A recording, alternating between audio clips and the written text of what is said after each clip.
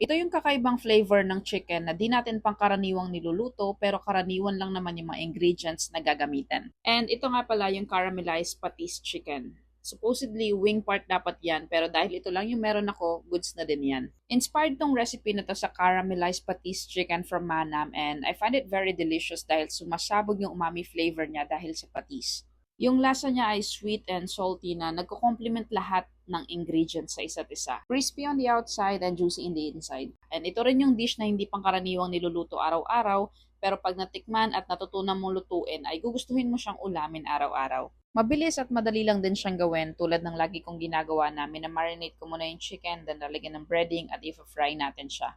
And for the sauce naman, nag-caramelize lang ako dito ng sugar, lalagyan natin ng patis, honey, garlic, and then tubig. And lagyan ko nga rin pala yan ng konting slurry para mag-thicken din yung sauce. Gumawa na nga rin pala ako dito ng carrot salad as side dish, pang balanse lang ng lasa. And just like that, ay meron ka ng masarap na chicken recipe na pwede sa handaan or sa araw na kahit karaniwan lang. So try nyo na rin. Yun lang. Babush!